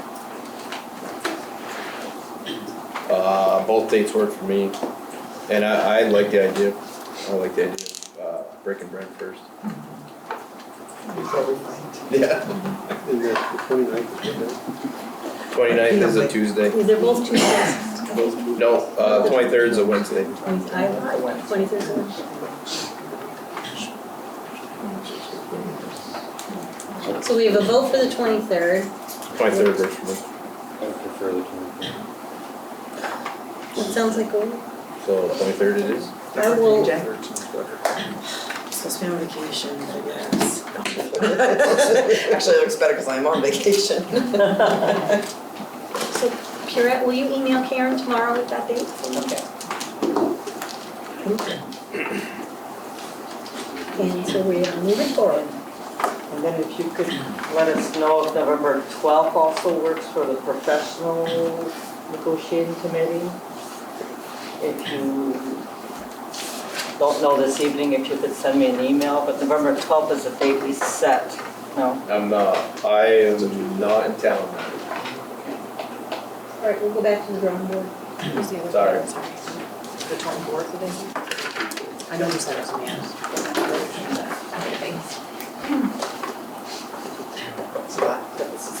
Okay, so where are we here? Now we're at the VSBA. Oh, the VSBA membership discussion. I would like to make a motion if it's not early. Yes, I would love to hear more. I would love to make a motion that we renew our membership with the VSBA. I'll second. Okay, and discussion. Yeah, I had the chance to go to the regional meeting last week. Dawn was facilitating that as our, at the beginning of the meeting, our lone Franklin County regional representative. A second was elected, which the name escapes me. I can't think of her name, but she's from Fletcher, she's Fletcher board chair. I think it might be Jennifer Sweet, but I know the last name is Sweet. And she chairs also the Franklin West Supervisory Union Board. And asked if she would be interested, and she came thinking that she'd like to be more involved. So she was elected. Enosburg had a good turnout, Berkshire area, good turnout. Nobody from Maple Run, the two of us from Maple Run. The snapshot I thought was really good. You can talk about it. Yeah, that was from the Agency of Ed published, and it's probably something, Chris, for our board to take a look at. The snapshot data tool that has a lot of it's not just the test scores at the moment, it's mostly test scores, but they're populating it with more information. Kind of my takeaway when it comes to the membership status that we're talking about here. I think it's good that we have a second representative from our county on that board, and they are at the moment really the only resource for school boards in the state of Vermont. But I think we have the opportunity and probably ought to be a little more active in that group and in shaping what their positions are. They have the resolutions they pass at the annual meetings that anybody can propose and we get a chance to vote on. And so for lack of another option at the moment, I know people are still upset about some things that transpired over the past year. I think, in order to maintain the support we have through them, our best option is to stay with that association and do our work to try to influence them and have our voice heard a little more clearly. I would also agree with Devin. I'm not entirely happy with how they represented, not so much us, but we just were on the wrong side of the coin. I would rather stay as a member because I feel like we have more voice that way. And the one thing that's good that came out of this is when they came, I didn't realize some of the things they provided. and I didn't realize how much noise we can make to be heard. And that's something that I personally didn't take advantage of in previous years, so now that I know that, I think it's a handy tool to have. And like Devin also said, there's not a whole lot of other choices at this time, so. That would be my concern also with the, just, if we discontinue membership, how do we fill that void with not only the resources, but the training and the legislative updates that they send? Does that fall on individual board members, or is it going to become one more thing that the administrative team is taking care of? I feel like that's sort of, with nothing to fill that void, we run the risk of becoming ignorant of what's going on, especially when legislature is in session. Things happen quickly. So that was my concern as well. So with no other, from what we've been told and seen, no other viable option. Chris, I as think I it makes told sense you to stay. before, I felt that, since I'm a member of the board, that I shouldn't vote. I have to tell you, since it came on TV, I had 3 people contacted me from Swanton, saying, what do you mean, we elected you to go down there and go to the school board to do what you think is the best, and if it's going down there is the best, then you should vote for it. But anyway, putting that aside, I want to tell you a little side. We have a new executive director. I've spoken with her. I know her from her work at VSBA. The other thing is, I think you watched it. I don't know if anybody else watched the night where it really got kind of heated, and I made a motion and I lost it. And they used the 60% rule, and they used the people on the telephone to defeat the motion. Well, the people that led that charge are no longer on the board. So the majority is going to flip, whether I go back or not. If you pass tonight, then I will go back, and this other lady seems to be very much in tune with what nobody talked to them about. So I'm optimistic that people learned their lesson, but the majority of the members will be people who really felt that that was a major error on the part of the SBA. And all along, even though we sat there and said we're neutral, we weren't neutral, because there were little things happening behind the scenes. And so I'm optimistic that the towns that go back will certainly have the authority to take and not undo what was done, but make sure we don't do those kinds of things again. So. The new executive director is one of the people who came to our board meeting. Yes. To talk. Absolutely, yes. And I don't want to get into internal politics, but there was a lot of internal politics, and I left there thinking the tide has turned. And it's not because I won, but it's the fact that people were honest. You know, I don't mind debating with you and losing if you're telling me the truth and you give me the whole story. I find that many times people don't give you the untruth, but they don't give you all the story. And that's what we've been dealing with, is not all the story. So when we left that night on the new appointment, the group that felt that we needed to go in a little different direction won out over the other candidates. So it was like, yes! I'd like to see the district utilize this. If the board so chooses to move forward or maintain membership, to see us utilize it to its full extent. I don't think we've utilized it to its extent. And I mean, there's things that we could definitely, gain from it if we were to utilize it, but that hasn't happened. There, like everybody says, there seems to be a lot of things, but I don't see where we either benefit from it or utilize it to its full potential. So, sounds like there's a potential for a shift. I guess I'd like to see that if that's what's going to happen. Can I just add something too, because I just wanted to say that, because I was thinking of my past experience with boards, and I thought, we've kind of gotten into divisive politics in a lot of ways. And so if we put aside the divisive politics, and you think about some of the great legislation, it's not just what they can do for us, it's also what they do collectively for the state school boards. Not just MVSD, but collectively, because we do need have a voice as school board members in terms of what the Agency of Education might be trying to decide or the legislators might be trying to decide. And I agree with everything you all have said in that we do need to make sure we're in there with our voice and be more vocal and more adamant and things like that. So I'm glad, I thought, Devin, you were going to tell us that you were the new. No, that was my hesitation on going. Yes, sir. But good that you did. What's that? I didn't get, you're too far away, I didn't hear what you said. Oh, I'm sorry, it was brilliant. It was. Sorry you missed it. I was hoping lucky that would. Next time. Oh, I have to tell you though, the one thing I said, they asked me about my board at the last VSBA meeting, because I did come on a little strong, and they said, so what kind of board do you have? I said, we have a good board, and we have young people on the board. And they said, young? And I said, yes. Our youngest member is probably 50 years younger than me. And they said, then you must be the oldest. Okay, following that, all those, I guess we'll vote. All those in favor of renewing our membership with the VSBA, signify by saying aye. Aye. Opposed? No. Abstention?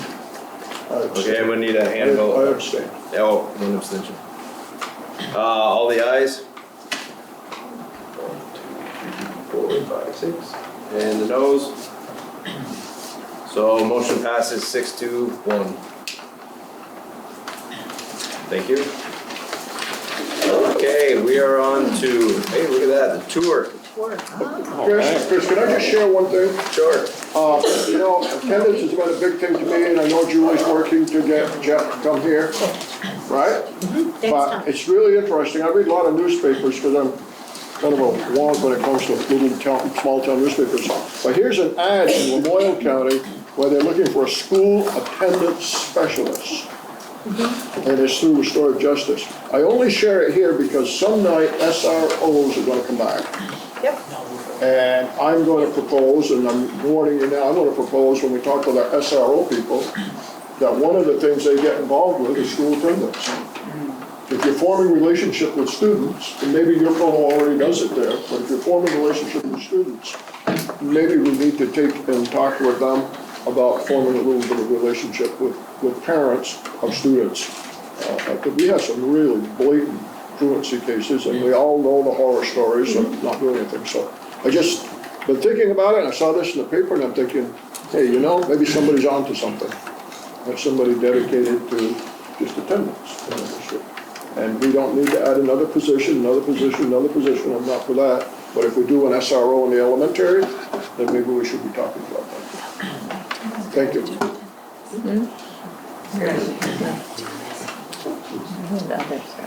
Okay, on to the tour. So Dina, Are you sure? Yep. Do you want bathroom breaks or do you want to use them along the way? Where do you want to meet? You have to show us where they are. Jason, I know, I can take you to the lobby. Jason is here, yeah. Future agenda